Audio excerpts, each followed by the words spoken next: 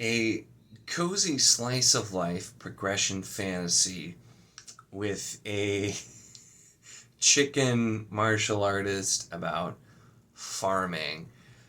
This one's a little weird to describe.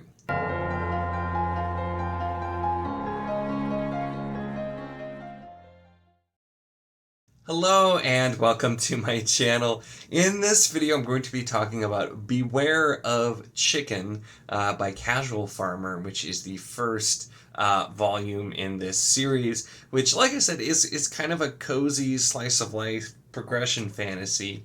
It does have quite a lot to do with farming. And this is one where I decided to give it a shot.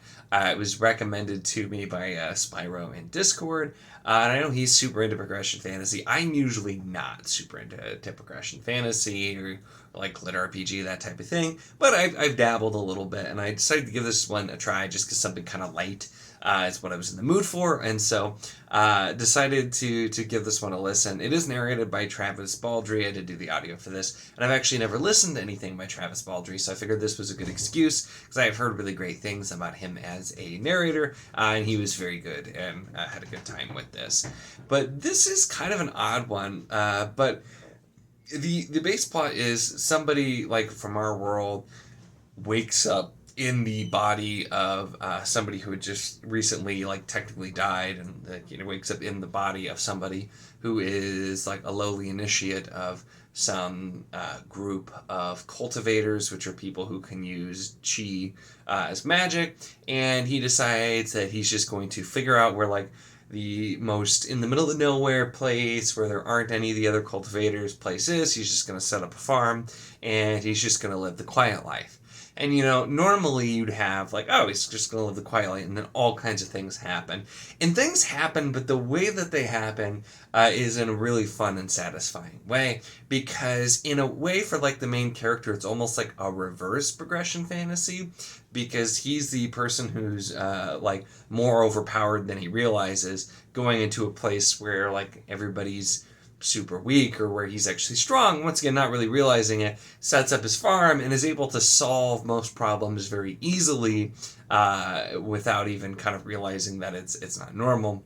And the chicken, like I said, which does come into play, and I'm not going to get into a ton of details, so I don't want to spoil anything, but you do get POVs from the chicken and how it sees everything that's happening around it, which is just absolutely great. And it's kind of fun seeing it too. So like any words that he specifically thinks or like says in English are kind of changed, because this takes place in kind of a China type of place, although it's a little bit different, and it is a fictional place. Places like the Verdant Hills and things like that kind of sound like they'd be out of like an anime or game or something. And so like the names change, like instead of farm it's the faram, and it's just things that he said are kind of like changed into that. And the way that the chicken sees it versus other people, or how our character Jin sees it, is kind of a fun thing.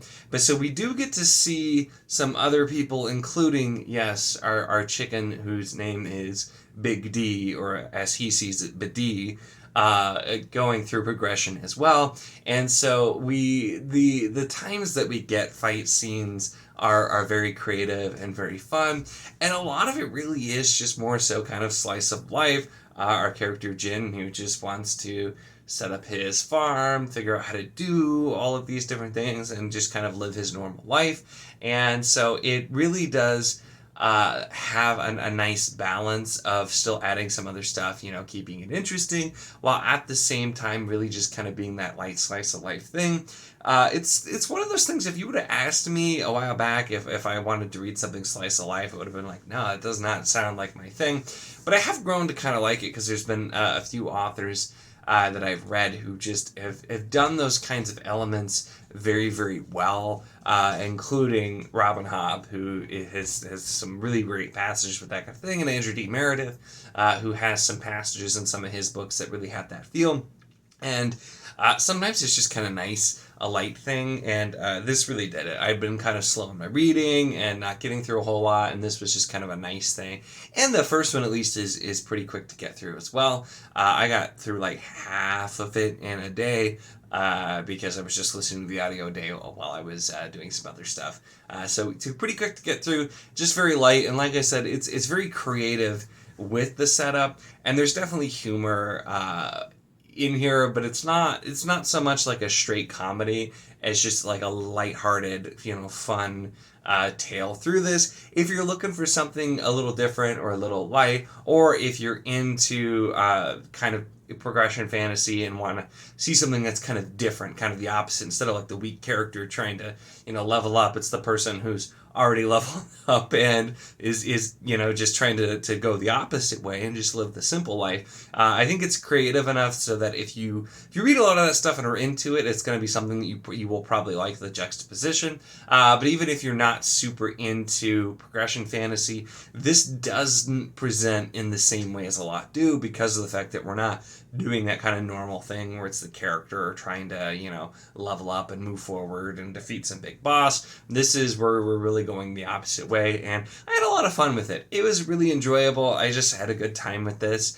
It was something really different, and I feel like it was a good time for me. It's something when I'll kind of continue, and I think I'll keep this as like an emergency mood read when I just want something light to go through and kind of go for that. But really, like I said, something I unexpectedly found myself really enjoying, because it sounded weird, and I was expecting just, absurd comedy type of thing, and it really was just more of that, just very light, fun, nice story with heart of just seeing somebody just trying to live a normal life who happens to be a powerful magic user, basically, and is just kind of trying to chill and, use what skills they have to just make like a really nice farm for themselves, and seeing how everybody interacts as well. It's really that kind of opposite.